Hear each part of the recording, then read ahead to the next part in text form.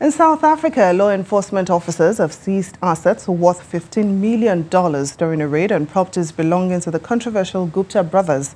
They include 65 cars, 46 properties, a helicopter, 2 aircraft, cash and several bank accounts, and earth-moving equipment, as well as the Gupta family's compound in Johannesburg.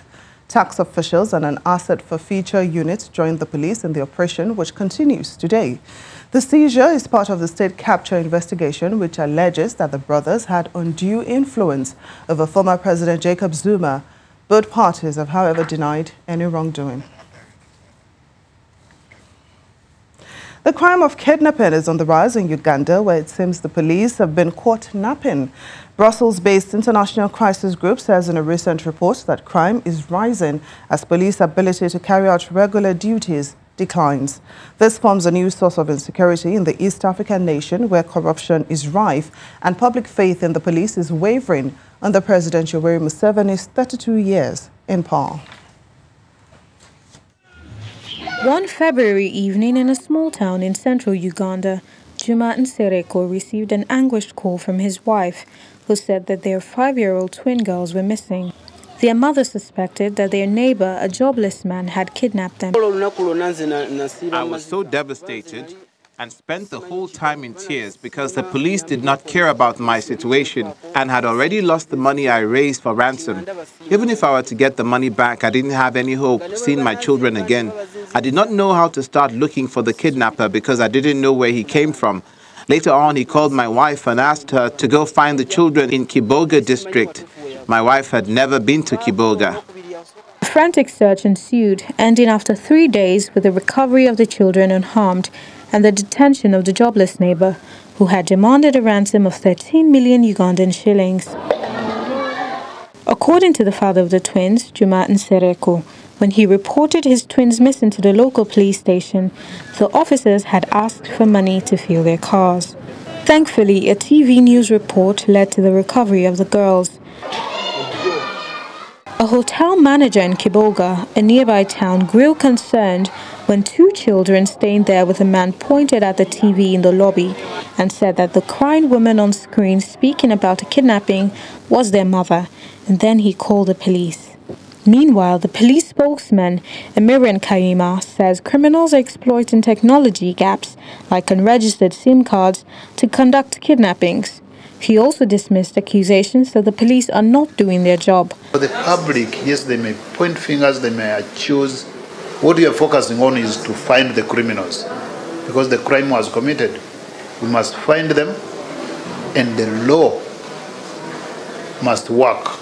We must bring them to book, and we must have evidence that places them on the scene of crime for the trial judges to do a fair work of convicting them, so that we can have a community less some of these criminals.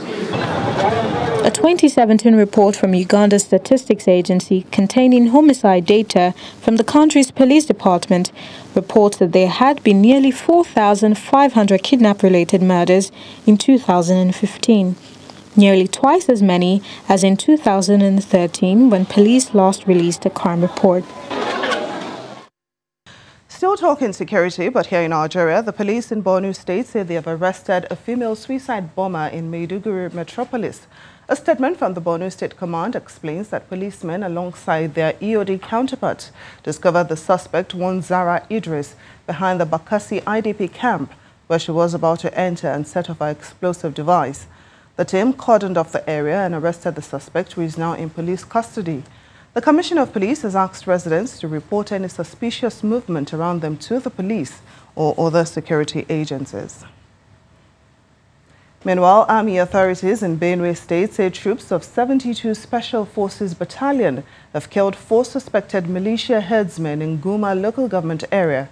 A statement from the Director, Army Public Relations, Brigadier General Texas Chukwu, says troops of Operation Mesa had encountered about 20 militia herdsmen yesterday at Taguma village at the Yogbo community during a patrol. 4 of the bandits were reportedly killed, while the rest fled.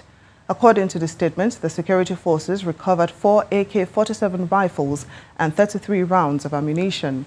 This latest encounter with suspected herdsmen is happening after the police in Benue State confirmed 4 of their officers were killed in an ambush by the armed bandits in Logo local government area.